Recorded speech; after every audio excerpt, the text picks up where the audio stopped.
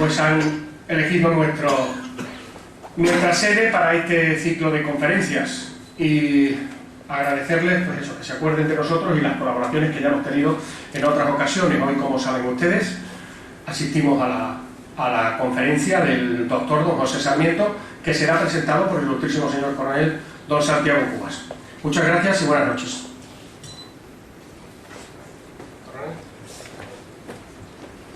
Bueno, bienvenidos también por nuestra parte. El ciclo de conferencias cuyo motivo es el 125 aniversario de la llegada del regimiento a Badajoz, incluye también las conferencias sobre la guerra de independencia, cuyo bicentenario celebramos este año.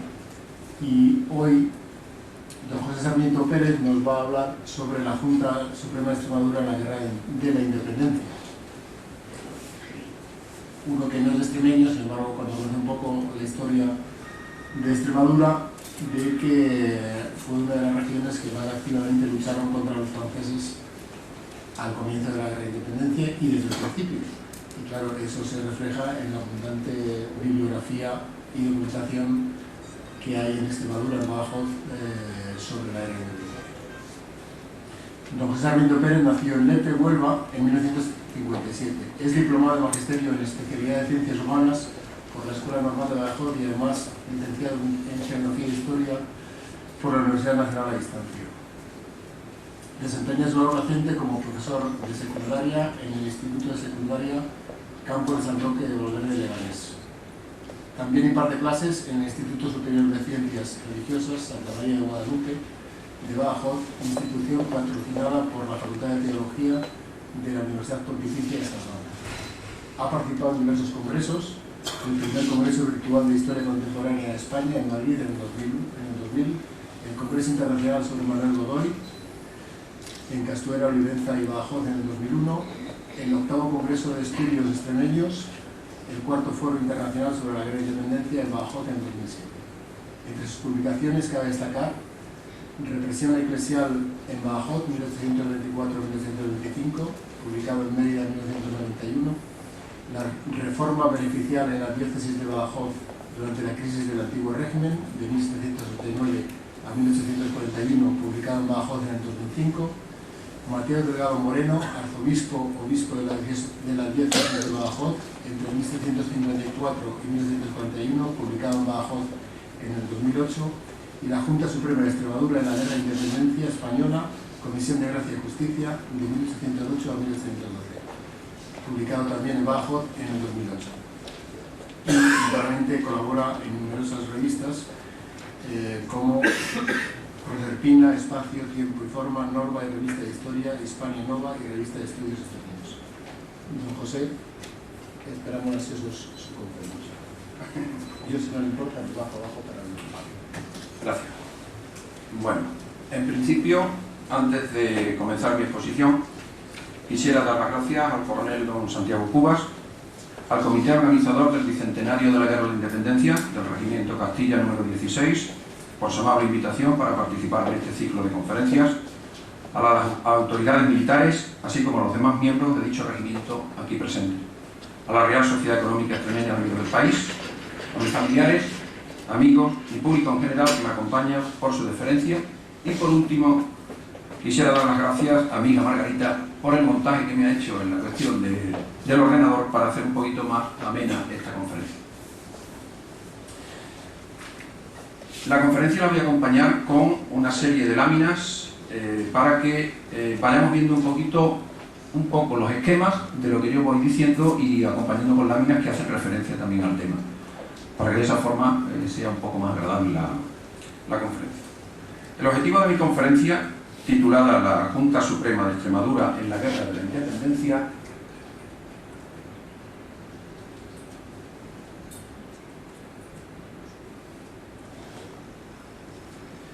es dar a conocer una serie de aspectos generales de esta institución, cuya vida se prolongó desde 1808 a 1812.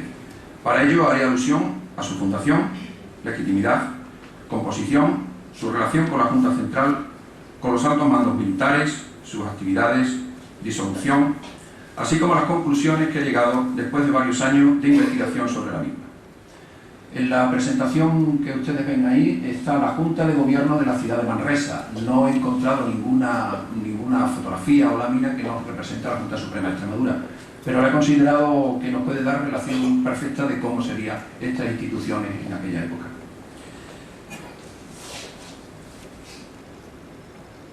Empiezo primero con el estado de la cuestión. Voy a comentar un poco la cuestión de bibliografía sobre el tema que hay sobre la Junta Suprema. En lo que respecta al tema de las juntas provinciales de España, en general, se pueden establecer varias interpretaciones. Una primera, denominada liberal conservadora, representada por Toreno, Flores Estrada, Lafuente, Solís o Moreno Alonso, caracterizada, según estos autores, por la espontaneidad y unanimidad del movimiento, la conjura y las oposiciones, la consideración regional del fenómeno en despecho del estudio de las juntas locales y, por último, su carácter revolucionario. Una segunda interpretación, apenas diferente de la anterior, la ultraconservadora, representada por Suárez y Ángel Martínez de Velasco, en su apelación al impulso popular, se distingue de las anteriores por negar todo contenido revolucionario, ya que estos autores, las juntas surgieron en defensa de la religión, de la patria y del rey. La tercera gran interpretación sería la que parte del texto de Marx sobre el conflicto y que supuso una ruptura con la tradición liberal anterior en ciertos aspectos. Sobre todo, la idea de una minoría de burgueses utilizó la sublevación para impulsar una revolución favorable a sus intereses. Por último, Jean-René Aimé señala una cuarta interpretación, la denominada tendencia federalista regionalista, que comparte con la anterior la idea de un origen independiente de las juntas, insistiendo sobre el carácter federalista y unitario del movimiento juntero, tesis que tendría su principal defensor en Pi y Margall. En lo que respecta a la historiografía extremeña, hay que destacar que son muy escasas las obras que hacen referencia a la Junta Suprema de Extremadura. Los libros clásicos y de referencia ineludible son Extremadura en la Guerra de la Independencia, publicado en 1908 por el historiador y archivero salmantino Román Gómez Villafranca. Lo tienen en la parte superior izquierda. Y El clero extremeño en la Guerra de la Independencia, de Jesús Rincón Jiménez, publicado en 1911. Pasado el tiempo y al socaire del régimen autonómico extremeño, apareció publicado en 1985 un compendio de la historia de Extremadura en 4 volúmenes, realizado por 11 prestigiosos historiadores de la Universidad de Extremadura, coordinados por el catedrático de Historia Moderna Ángel Rodríguez Sánchez. En concreto, en el volumen 4, Juan García Pérez y Fernández Sánchez Marrollo, en el capítulo titulado Guerra, Reacción y Revolución 1808-1833, dedicaron varias páginas a la Junta Suprema de Extremadura. Después, en el 2003, y a raíz del Congreso Internacional Manuel Godoy y su tiempo, se publicó el artículo La Guerra de la Independencia en Extremadura, desorden institucional y crisis económica, del profesor Roberto Montañez Pereira, en el que se alude a la formación de la Junta, al funcionamiento de la misma, haciendo hincapié igualmente en el aspecto hacendístico. También dedica varias páginas a la Junta Suprema de Extremadura el profesor Fernández Sánchez Marrollo en su artículo titulado Un tiempo de intensos cambios políticos, nuevos y viejos nombres para unas nacientes instituciones públicas representativas, incluido en el libro La Guerra de la Independencia en Badajoz, 1808-1814, publicada en el año 2008. Por último, en el presente año, y a través del Archivo Histórico Provincial de Badajoz y de la Consejería de Cultura y Turismo de la Junta Suprema, he publicado un libro titulado La Junta Suprema de Extremadura en la Guerra de la Independencia Española, Comisión de Gracia y Justicia 1808-1812, que pueden observar en la parte inferior, en la que abordo 2 grandes apartados. Por un lado, expongo una serie de características generales sobre la institución y, por otro, realizo un estudio sobre la Comisión de Gracia y Justicia basado en los numerosos recursos incoados tanto por instituciones municipales como por personas particulares sobre los distintos problemas surgidos a raíz del conflicto bélico. Como complemento al estudio, inserto al final del libro un apéndice documental. En cuanto a las fuentes inéditas, debo decir al respecto que toda la documentación que he consultado se encuentra recopilada en el Archivo Histórico Provincial de Badajoz, en el fondo denominado Hacienda, dentro de la sección Junta Suprema de Extremadura. El cuadro de clasificación del archivo se encuentra dividido en 5 comisiones, a saber, Justicia, Subsistencia, Militar, Hacienda y Gobierno. Fundación de la Junta Suprema de Extremadura. El levantamiento de Badajoz contra los franceses y la ruptura con las instituciones anteriores condujo a la formación de la Junta Suprema de Extremadura, organizada definitivamente a primeros de junio de 1808, tras unas reuniones previas los días anteriores. Al respecto, el historiador Gómez Villafranca afirmó que la Junta Suprema de Extremadura se constituyó en Badajoz el día 30 o 31 de mayo, o bien el 1 o el 2 de junio de 1808. Posteriormente, Jesús Rincón Jiménez precisó que en la noche del 30 de mayo, José Galluzzo, en quien recayó el mando a la muerte de Conde de Torre del Fresno, dispuso la formación de la Junta con carácter interino. En la mañana del día siguiente tuvo su primera sesión y en ella se juró fidelidad a Fernando VII. En Extremadura, como pueden observar en el mapa, se crearon 8 juntas de partido: Badajoz, Cáceres, Mérida, La Serena, Alcántara, Plasencia, Trujillo y Llerena, que quedaron posteriormente integradas en otra de ámbito provincial, la denominada Junta Suprema de Extremadura.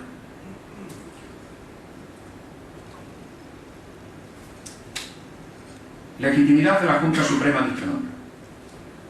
La primitiva Junta de Badajoz legitimó su carácter provincial, ampliando su representatividad tanto en un sentido espacial, con la inclusión de elementos procedentes de otras comarcas, como social, con la agregación de nuevos grupos sociales. Esta Junta, reconocida como soberana, fue pues la encargada de recoger la nueva autoridad surgida de la quiebra de las instituciones tradicionales y de ejercerla en nombre del rey ausente Fernando VII. La legitimación de la Junta Suprema se llevó a cabo en principio el 23 de junio de 1808, cuando el intendente Martín de Garay, el tesorero del ejército Félix de Ovalle y el entonces provisor de la diócesis de Badajoz, Gabriel Rafael Blázquez Prieto, elaboraron un documento titulado Reglamento para Gobierno de la Suprema Junta de esta provincia, que pueden observar en la parte superior izquierda, que contó con la aprobación definitiva el 13 de agosto de 1808. En dicho reglamento se establecía que la función esencial de la Junta Suprema de Extremadura era velar por el nuevo orden soberanista que ahora se imponía en nombre del rey Fernando VII, así como coordinar el funcionamiento de la gestión pública de las distintas juntas subalternas o locales que se erigieron con prontitud en todo el territorio y que constituían la pieza más esencial del esquema administrativo. Por Real Decreto del 17 de junio de 1810, se publicó un nuevo reglamento sobre las juntas. La razón principal que aconsejó esta nueva remodelación fue eminentemente práctica. Primero, el excesivo número de vocales hacía inviables sus acciones de gobierno. Segundo, la confusión e incertidumbre de sus procedimientos. Tercera, sus excesivas facultades. Y cuarto, las arbitrariedades cometidas por algunos pueblos que abolían y creaban juntas a su antojo. Por Real Orden de 26 de agosto de 1810, se le comunicó a la Junta Suprema de Extremadura ese Real Decreto, según el cual había de reducirse a 9 el número de vocales de la Junta en cada provincia y a 5 el de cada cabeza de partido judicial. El 13 de septiembre se efectuó en la Junta Suprema de Extremadura la mencionada reducción. Se eligió como presidente a don Juan de Nestrosa, a cuyo carácter de capitán general iba anejo el cargo presidencial, y como vicepresidente al marqués de Monsalud. Posteriormente, con la reunión de las Cortes de Cádiz, comenzó una etapa de institucionalización de las conquistas revolucionarias en el terreno político. El 18 de marzo de 1811 se publicó el Reglamento Provisional para el Gobierno de las Juntas de Provincia, lo pueden observar en la parte inferior, que tardó no solo en ser reconocido, sino que además hubo de aplazar su entrada en vigor, dado que los franceses ocupaban buena parte de Extremadura y la Junta andaba semifugitiva. El reglamento preveía la reestructuración de todas las instituciones, entre ellas la Junta Suprema. Se deberían formar, mediante la correspondiente elección, los diversos escalones representativos, juntas parroquiales, de partido y suprema, que se reorganizarían. Todo ello tendría carácter provisional, puesto que funcionarían hasta que se constituyesen los ayuntamientos y diputaciones provinciales. Este nuevo reglamento, que constaba de 48 artículos y 7 adicionales, establecía que en cada provincia debería existir una Junta Superior compuesta por 9 miembros, bajo la presidencia del capitán general. Sus facultades eran meramente ejecutivas. 2 eran los objetivos básicos marcados: la búsqueda de la armonía entre todas las autoridades, especialmente las militares, y el saneamiento de los cargos públicos y el control de la política fiscal. En cuanto a la Junta de Extremadura tuvo ocasión, comenzó a poner en práctica las reformas señaladas en el reglamento. Lo primero que hizo fue enviar ejemplares a los distintos partidos judiciales de Extremadura. Los municipios respondieron que llevarían a cabo las elecciones pertinentes cuando les fuera posible. A pesar de ello, la respuesta de la provincia en general fue pasiva y sin calor. No hubo una reacción ilusionada a la hora de cumplir las disposiciones legales. Se ha de ver en ello el efecto de la resistencia a los cambios que en Cádiz se estaban impulsando, así como al fruto de desgaste que varios años de guerra habían originado. Amplias zonas de la provincia estaban ocupadas por las tropas francesas y los pueblos en general agotados con las continuas peticiones de fondos necesarios para financiar la guerra. Cada partido debía elegir un representante para formar parte de la Junta, aunque en este aspecto todos fueron inconvenientes. En unos casos, los elegidos, con mil excusas, eludieron el tomar en consideración su elección y se negaron a formar parte de la institución. En otros, los individuos seleccionados, hombres de economía modesta, y dado que el cargo era gratuito, no podían ejercer de manera adecuada su misión. El escaso fruto cosechado movería amargas reflexiones a la Junta. Más adelante, no sin dificultades, lograrían irse solucionando estos problemas. Composición de la Junta Suprema de Extremadura. Surgidas en el seno de un movimiento popular y recibiendo de este su carácter soberano, las juntas tuvieron, sin embargo, una composición claramente elitista y oligárquica. Esta realidad puramente formal, y que no reduce el carácter revolucionario de esta reasunción de la soberanía, se puede constatar mediante el análisis sociológico de los individuos que formaron parte en algún momento de la Junta Suprema de Extremadura. El número de sus componentes fue variable a lo largo de sus 4 años de existencia, desde 1808 a 1812. Al respecto, debo decir que he llegado a contabilizar, en los años que llevo investigando sobre la Junta, un total de 60 individuos. El mencionado historiador Gómez Villafranca, en el libro que hemos mencionado anteriormente, llegó a contabilizar un total de 40 miembros. Yo, en las cuestiones que estoy viendo actualmente y viendo firmas y nombres, hasta ahora parece ser que llevo contabilizado unos 60, alrededor de 60 individuos que pertenecieron a la Junta. Todos ellos fueron personas de relieve dentro del antiguo régimen. Sus nombres procedían del estamento militar, de la iglesia, de la nobleza, etc. Del 70% de sus componentes se conocen los estamentos a que pertenecían, así como los cargos u oficios que desempeñaban en el momento de incorporarse a la Junta Suprema. Por orden de importancia, en cuanto al número de representantes, ocupaba el primer lugar el estamento militar, con un 22%, en el que estaban incluidos 2 capitanes generales, 2 intendentes del ejército, un teniente coronel de caballería, 2 comandantes, uno de artillería y otro de ingenieros, un auditor de guerra y el tesorero del ejército. El segundo lugar lo ocupaba el estamento eclesiástico, con un 17%, constituido por el obispo, el que tienen en la imagen, don Mateo Delgado Moreno, que fue obispo de la diócesis de Badajoz, el provisor, un canónigo, el deán de la catedral, todos ellos pertenecientes a la diócesis pacense, además del tesorero de la catedral de Coria y el inquisidor de Llerena y un fraile franciscano. En tercer lugar, y con el mismo porcentaje que el anterior, se encontraban los individuos representantes del poder municipal, un corregidor, 2 regidores, 2 alcaldes mayores y un escribano, todos pertenecientes al ayuntamiento de Badajoz, así como un regidor de Plasencia. El cuarto lugar correspondía a los representantes de los labradores, con un 12%, 2 de ellos hacendados. El quinto lugar, con un 10%, lo ocupaban los juristas, un oidor, un abogado y un alcalde del crimen de la Real Audiencia de Extremadura, así como un abogado del Colegio de Cáceres. En sexto lugar, el estamento noble, con 3 marqueses, que suponían el 7% de la relación estudiada. Continuaban los representantes del gremio de artesanos, con un 5%, para terminar con un sobrestante o capataz de obra, un dueño de una fábrica de curtidos, en representación del gremio del comercio, un regente de imprenta y un subdelegado de rentas. En unos casos, por disensiones entre sus miembros, en otros, por reestructuraciones reglamentarias o por los mismos avatares de la guerra, varios de sus vocales abandonaron la Junta precipitadamente. Sirvan de ejemplo la separación del entonces provisor Blázquez Prieto el 4 de marzo de 1810. Debo decir al respecto que Blázquez Prieto, el provisor que era en ese momento, fue uno de los personajes importantes dentro de la diócesis de aquí de Badajoz, una persona de tendencia liberal y que tuvo sus problemas también con el obispo don Mateo Delgado Moreno, porque era de tendencia absolutista, un gran defensor del absolutismo e incluso del carlismo, y tuvieron sus más y sus menos también en el gobierno de la diócesis. Y la de José Tamayo y Vélez, contador principal de la provincia de Extremadura. Hubo también momentos en que las peripecias bélicas redujeron la nómina de los componentes de la Junta a niveles mínimos. Recordemos al respecto los 9 vocales que quedaron asignados en las juntas provinciales y 5 los de cada cabeza de partido, según los reglamentos antes comentados. Avatares de la Junta Suprema de Extremadura. Inicialmente localizada en Badajoz, el desarrollo de la guerra y la proximidad de los franceses hicieron que la Junta Suprema de Extremadura conociese un largo peregrinar por distintas localidades extremeñas. En septiembre de 1810, el marqués de la Romana ordenó su traslado a Valencia de Alcántara. Una vez conquistado Alburquerque y llegados los enemigos a San Vicente de Alcántara, el 15 de marzo de 1811 tuvo que partir hacia Garrovillas.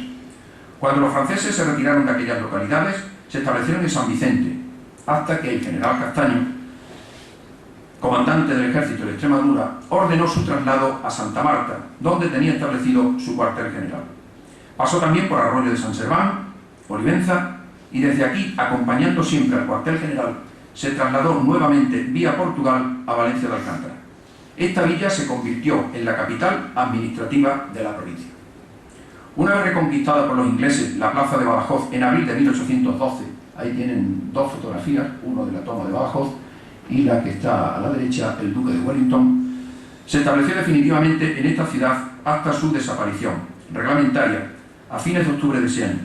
Este continuo peregrinar fue una muestra del desbarajuste que introdujo la guerra en Extremadura, el carácter ambulante de su gestión, la imposibilidad de controlar de manera continuada un espacio exento, reflejaron la incapacidad de articular de forma ordenada una administración común para todo el territorio.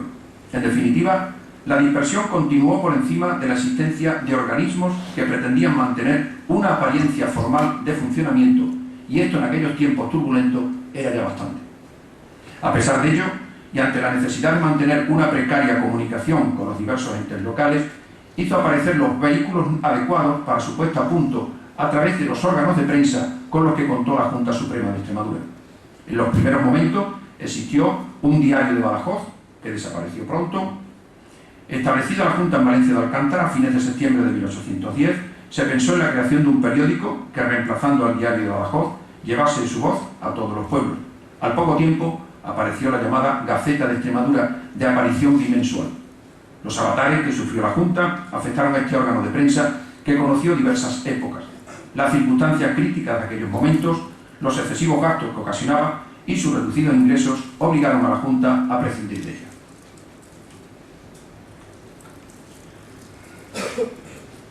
Relación con la Junta Central.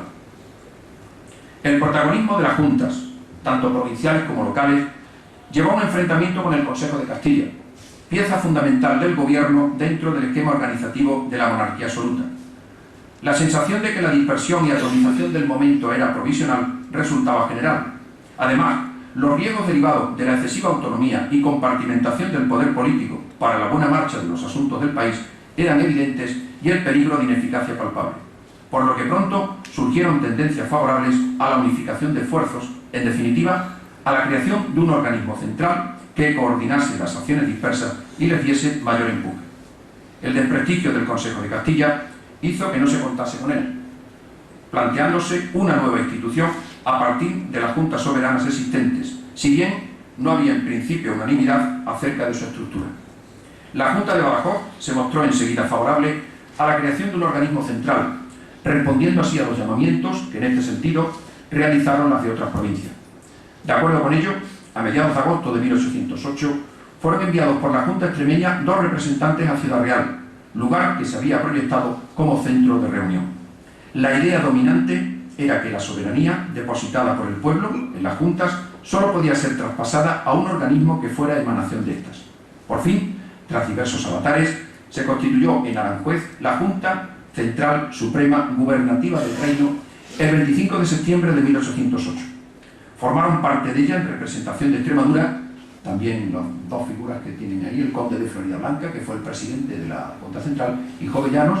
Tenemos representantes de Extremadura como fueron Martín de Garay intendente de Extremadura y ministro honorario del Consejo de Guerra, y Félix Ovalle, tesorero del Ejército de Extremadura. El primero actuó como secretario general, despachando internamente los negocios de Estado. La vida del nuevo organismo, que fue corta, ya que se disolvió el 29 de enero de 1810, no estuvo exenta de problemas y dificultades. Las relaciones con las juntas provinciales fueron en ocasiones conflictivas. Por lo que respecta a la de Extremadura, si por un lado le expresó su apoyo, por otro manifestó que no consideraba haber renunciado a su poder soberano.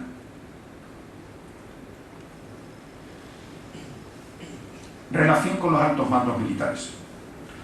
Las circunstancias extraordinarias, consustanciales a todo conflicto bélico, produjeron la natural colisión a la hora de delimitar el ámbito de competencias e incluso la preeminencia entre civiles y militares, y más teniendo en cuenta la excepcionalidad de la situación política, poco definida todavía y mucho menos asimilada por amplios grupos de intereses.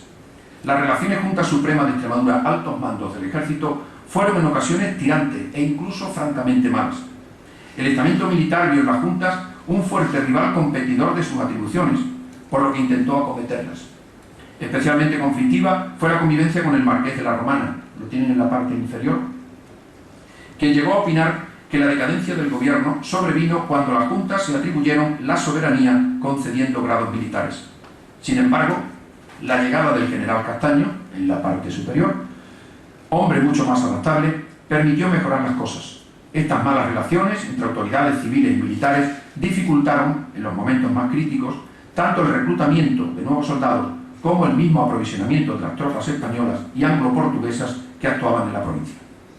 Un hecho a destacar en este apartado fue la destitución del general Gayuzo y el nombramiento forzado como capitán general de la provincia del general Gregorio García de la Cuesta, cuyas causas fueron comentadas de una manera pormenorizada por don Álvaro Menéndez Teodoro en su conferencia inaugural en este ciclo titulada La Guerra de la Independencia en Extremadura, Operaciones Militares. Después de los incidentes de Talavera de la Reina, el Ejército de Extremadura continuó retrocediendo, penetrando en la provincia bajo la dirección del general Gayuzo. Las tropas de Gayuzo tenían en principio dos objetivos prioritarios. Por un lado, defender los pasos del río Tajo, especialmente los puentes del Cardenal, de Almaraz, del Conde y del Arzobispo. Por otro lado, llevar a cabo una profunda reorganización que implicaba la restauración de la disciplina militar, conteniendo las deserciones. Se situó en la orilla izquierda del Tajo con el propósito de detener la marcha de los franceses, pero la defensa que intentó Gayuzo de la línea del Tajo resultó infructuosa. El 14 de diciembre de 1808, los franceses llegaron a Navalmoral y comenzaron a atacar a Almaraz. Lograron pasar el río por el puente del Arzobispo, desalojando la fuerza del general Trías. Al conocer estos hechos, Gayuzo se retiró a Jaraicejo. Así, los franceses terminaron controlando todos los pasos importantes del río y se encontraron en disposición de iniciar la ocupación de Extremadura. Estos hechos provocaron que la Junta Central, a su paso por Mérida, iba en dirección a Sevilla, por supuesto en el momento, en dirección a Andalucía, y ante las masivas peticiones del pueblo y de la propia Junta de Extremadura, nombrase como nuevo capitán general a García de la Cuesta. Este nombramiento fue realizado no sin cierta reticencia por parte de la Junta Central. El manifiesto que al respecto hizo Gayuzo no invalidó los cargos y las acusaciones que la Junta de Extremadura formuló contra él por haber permitido el paso de los franceses por el puente de Almaraz. Los cargos fueron 4. Primero, la escasez que padeció el ejército. Segundo, los caudales no se distribuyeron con igualdad y con la correspondiente intervención. Tercero, las medidas tomadas para la defensa del puente de Almaraz y otros puntos del Tajo. Y cuarto, la retirada del ejército, su dispersión y los excesos que cometió la tropa en varios pueblos. Sin embargo, el Consejo de Guerra de Oficiales Generales, al que pasó la causa, le eximió de toda responsabilidad por los sucesos de diciembre de 1808 e incluso se le consideró acreedor de una indemnización. Esta resolución se hizo pública el 10 de abril de 1812, según Alberto Gil Novales.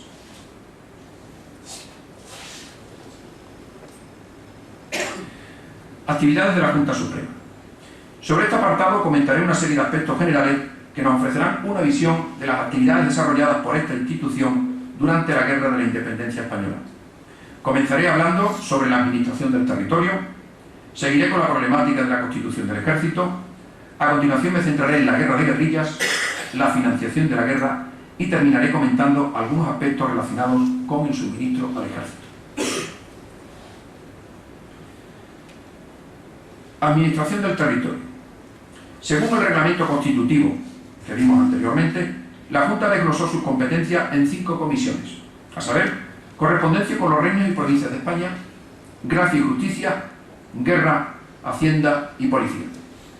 Los asuntos que debían tratarse en la comisión de correspondencia con los reinos y provincias de España eran los relativos a la, leo textualmente, defensa de la justa causa que sostenemos hasta verter la última gota de nuestra sangre, y también los que ocurran con nuestros hermanos los portugueses y los americanos españoles, e incluso todo lo correspondiente a este objeto con las demás potencias de Europa y las otras partes del mundo. La administración de justicia corría a cargo del obispo Mateo Delgado Moreno, que vimos anteriormente. Recordemos al respecto que este prelado fue cofundador de esta Real Sociedad Económica Extremeña de Amigos del País en 1816. Entre las competencias básicas de la Comisión de Justicia figuraban las apelaciones a los fallos emitidos por los tribunales judiciales ordinarios.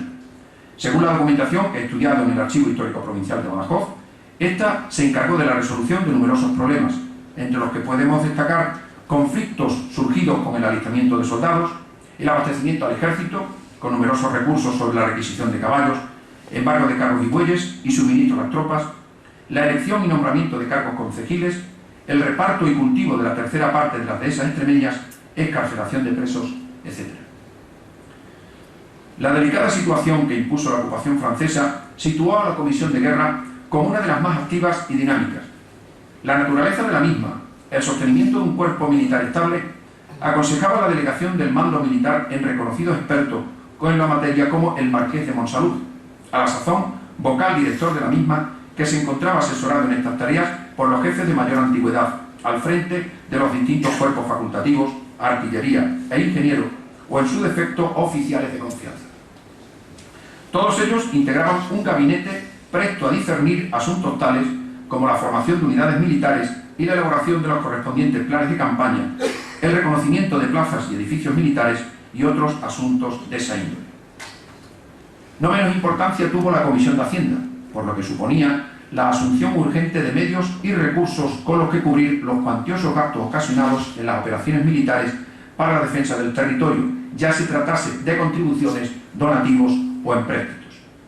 Por último, en la Comisión de Policía se centraba toda una amalgama de funciones públicas que a grandes rasgos encuadraban la administración interna de la provincia y que comprendía aspectos tan variados como la salvaguarda del orden público, el respeto por los derechos de la ciudadanía, la instrucción y la salud pública. En relación a esta última, combinaba la Junta a guardar especial celo en las disposiciones de control higiénico en las vías de acceso a los pueblos y en los abastos. Finalmente, también competía a esta la asistencia social y la protección de las instituciones de auxilio benéfico. Constitución del Ejército. Esta fue la tarea a la que la Junta Suprema de Extremadura le dedicó un mayor esfuerzo. La situación de guerra había alterado las reglas y condiciones de reemplazo del ejército que estaban en vigor desde la Real Ordenanza de 27 de octubre de 1800. Las condiciones extraordinarias de 1808 hicieron imprescindible un nuevo marco de reclutamiento. De este modo, numerosas disposiciones de la legislación anterior fueron derogadas, fundamentalmente las referidas a las exenciones y privilegios en el alistamiento. Por Real Orden de 13 de junio de 1808, el comandante general de la provincia de Extremadura, José Gayuzo, mandó realizar un alistamiento general de la población mediante un número de cupos que cada pueblo debía cumplir y el posterior envío a Badajoz a los soldados alistados para su incorporación al ejército. Sobre esta situación volvieron a insistir las órdenes de 27 de junio y la de 11 de julio de ese mismo año. En las nuevas disposiciones, al llamamiento a fila genérico de todos los mozos solteros desde la edad de 16 años cumplidos antes del alistamiento hasta los 40 también cumplidos, se sumaron viudos sin cargas familiares, hijos dalgos, tonsurados sin beneficio eclesiástico, los novicios de las órdenes religiosas.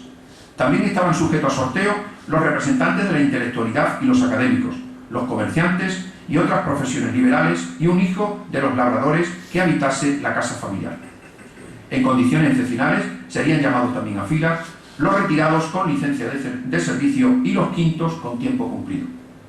Bajo estas premisas, en septiembre de 1808, la Junta Suprema de Extremadura había logrado poner en pie de guerra a un ejército de 12.904 hombres y 1.212 caballos. A esta cifra hay que añadir otros cuerpos de voluntarios organizados en diferentes partidos de la provincia, en total alrededor de unos 20.000 combatientes. A finales de enero de 1809, la Junta Suprema llevó a cabo un intento de reorganización de las fuerzas. Envió una circular a las juntas subalternas, locales y de partido, arbitrando un conjunto de medidas para activar la resistencia, en un intento de implicar en el esfuerzo bélico a toda la población. Los puntos contemplados abarcaban un amplio campo y se incluían aspectos puramente defensivos, como los que contenían una mayor intención ofensiva. La resistencia que encontró la aplicación de las normas mostró el carácter precipitado y poco estudiado de algunas de estas medidas, poco apropiadas a la realidad concreta del momento y al mismo tiempo lo difícil que resultaba improvisar todo un esquema defensivo nuevo. Al producirse la invasión de la provincia por los franceses y la retirada de Cuesta en los inicios de la primavera de 1809, volvió la Junta Suprema a plantear la necesidad de proceder a una movilización general. Para dar mayor realce a las medidas, en nombre del rey Fernando, dictó un reglamento el 21 de marzo, en el que recogía de forma precisa el plan de movilización. Las líneas básicas eran que todos los varones de edades comprendidas entre 17 y 50 años eran llamados a luchar contra los franceses. Solo se libraban aquellos que ocupaban cargos públicos de tipo ejecutivo y los enfermos más graves. Cada uno recurriría a las armas que tuviera más a mano.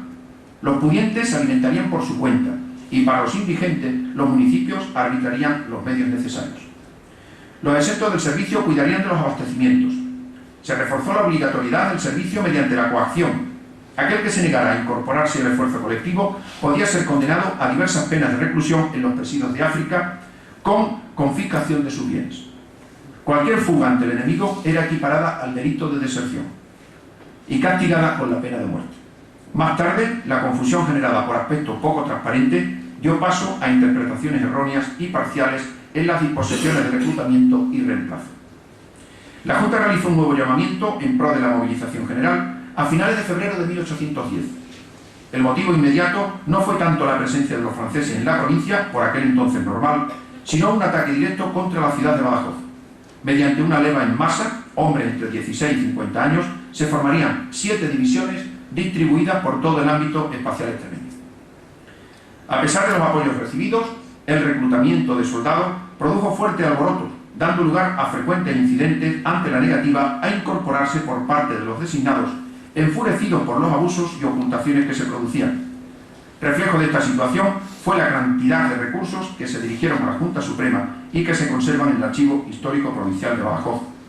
Para los casos de deserción e irregularidades en el reclutamiento, se dictaron rigurosas medidas de castigo que contemplaban la pena capital en caso de incumplimiento. El distinto grado de observancia de estas disposiciones mostró los límites precisos de la autoridad de la Junta con respecto al poder global, pues con frecuencia las justicias de los pueblos incurrían en un delito de ocultación, negando o minusvalorando la existencia en sus jurisdicciones de fugitivos y dispersos del ejército. Consciente de esta realidad, se efectuaron constantes requerimientos a las distintas juntas locales para que notificasen el estado de sus municipios, amenazando con la imposición de severas penas. Sobre este particular he encontrado mucha documentación en el Archivo Histórico Provincial, sobre todo con las cuestiones de ocultamiento y falsedad muchas veces en el reclutamiento, y muchas discusiones sobre este aspecto. La guerra de guerrillas. Frente a la concepción tradicional de hacer la guerra, en la que dos ejércitos regulares se enfrentan en campo de batalla buscando el aniquilamiento de uno de ellos como forma de decidir la contienda, la guerra de la independencia aportó un nuevo planteamiento bélico destinado a tener un gran porvenir. Me refiero a la guerra de guerrillas. En sus orígenes, la guerra de guerrillas apareció como resultado de la constatación de un hecho: la inferioridad de las tropas españolas para enfrentarse en campo abierto con posibilidad de éxito al ejército francés, mucho más potente y mejor preparado en todos los órdenes. A fines de diciembre de 1808, cuando la guerra por primera vez amenazaba suelo extremeño, ante la descomposición del ejército, surgió una de las primeras manifestaciones de lo que sería la guerra de guerrillas en Extremadura. La Junta Suprema acordó que las municipalidades, aprovechando la abundancia de cazadores expertos en la provincia, formasen partidos con ellos para incomodar al enemigo, impidiéndoles la obtención de víveres a base de acciones por sorpresa en los puntos neurálgicos del sistema de comunicaciones.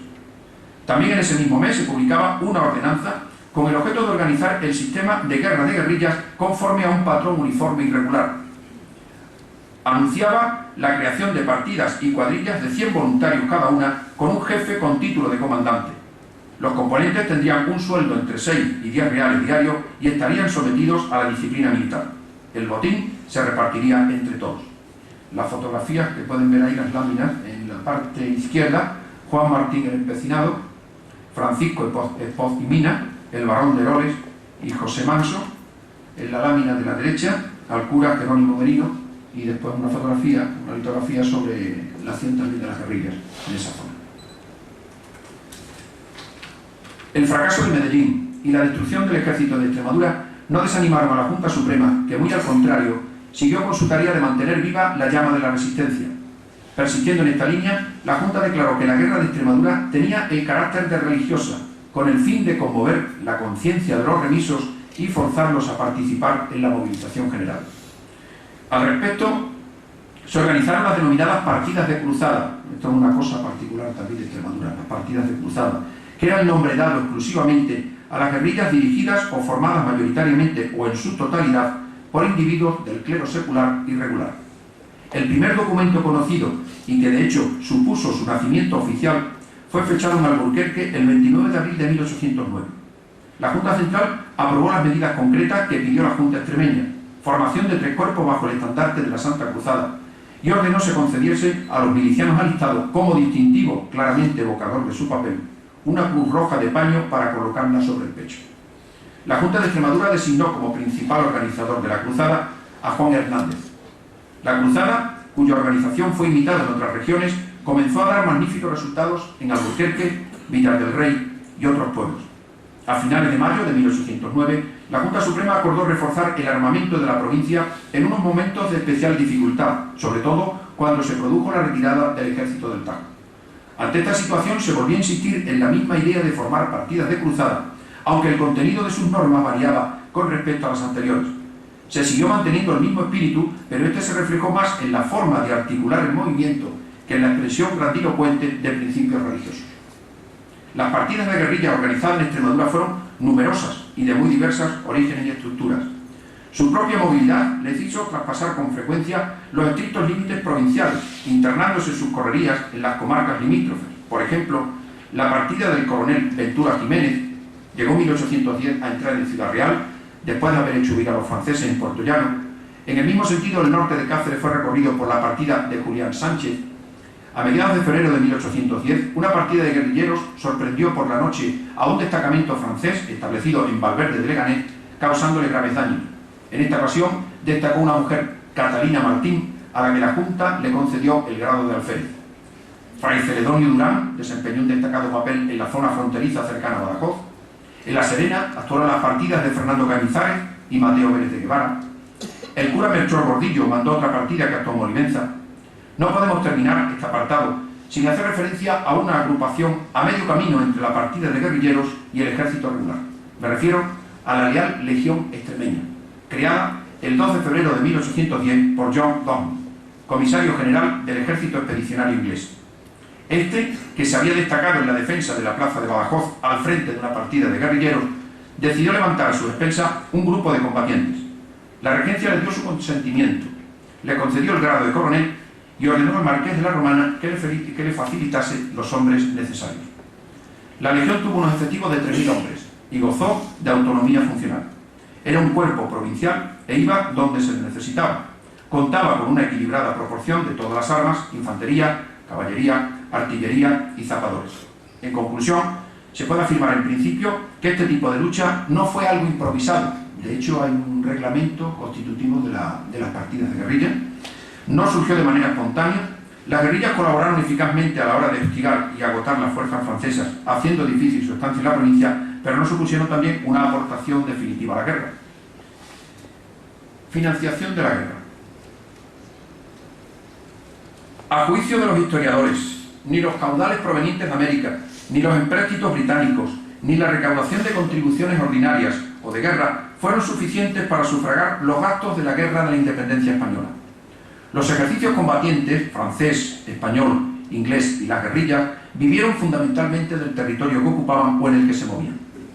En Extremadura, el peso fundamental de la financiación de la guerra lo soportó el campesinado.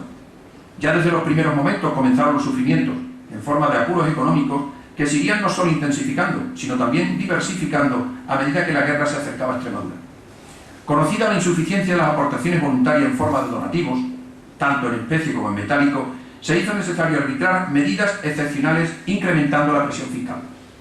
En julio de 1808, la Junta Suprema de Extremadura estableció un empréstito forzoso de 8 millones de reales, que se repartió entre los pueblos proporcionalmente a la cuantía de los productos en que se evaluaban las rentas provinciales.